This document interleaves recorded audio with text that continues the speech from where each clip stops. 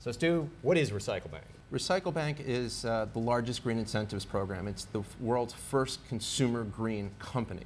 And it came to me in a fascinating way. The one thing I do on the side is while all the West Coast venture capitalists are adjunct professors at Stanford, I've been able to become an adjunct professor at Columbia Business School.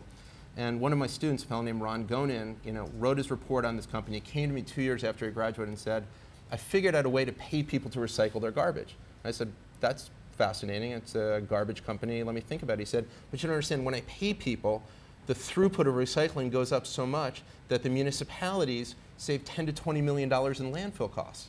And I sat there and I really thought about this, and I said, that's kind of fascinating, because what you have is a virtuous circle, and those things usually don't exist.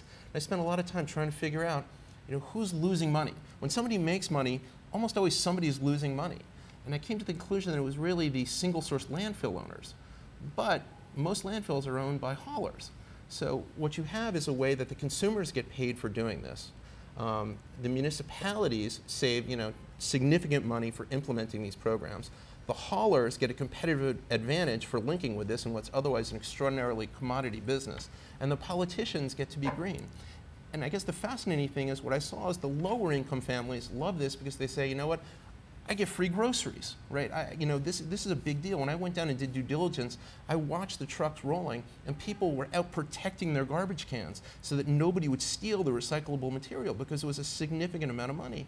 And the wealthier neighborhoods, it's all about, either I can say, I'm going to have free Starbucks this month, or I'm going to donate it to my local school. So it's been absolutely fascinating company, and it's just taken off in a variety of ways. And what I'm proudest of is that it's a New York company. It's great, and clearly that is what has to happen for green anything to take hold. It's got to become an actual economic incentive, as opposed to, you say, telling your friends that you're being green or what have you. So talk a little bit more about exactly how the company does it. So where is the money coming from? Sure. What they do is they put an RFID tag on each of the garbage bins, and as the truck comes around, the trucks are retrofitted with a scale as part of the RFP for each community. So the truck rolls around, the people hook the garbage can onto the arm, which will throw it into the truck. It automatically reads the RFID tag, weighs it, and then credits back RecycleBank dollars to your account. The RecycleBank dollars are transferable into 3,000 merchants, everybody from Amazon, Starbucks, etc.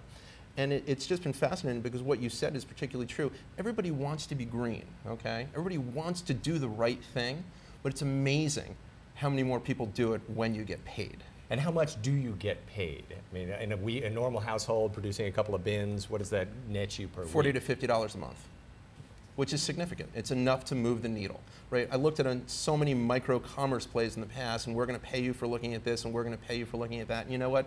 Making 14 cents a day is nice, but it doesn't move the needle. $40 to $50 a month moves the needle for most families and most people. How big is the company? What stage? How big can it get? We think the company can be a multi-billion-dollar company. It's gone out and it's been around for about 3 years. And in the first 3 years, we're primarily signing up, large townships and municipalities and cities, which, as you know, can be a bit of a long sales process. And the CEO Ron Gonin, the president Matt Tucker, the CFO John Bax have just done a phenomenal job of doing this. And they've done there are a number of announcements of the cities they've signed. It's been a fantastic company. And the co-investors that have come in with me, it's Sigma, Coca-Cola, Kleiner Perkins, Generation IM, have been fantastic. But this company really seems to be a rocket ship in many ways, because it's unusual.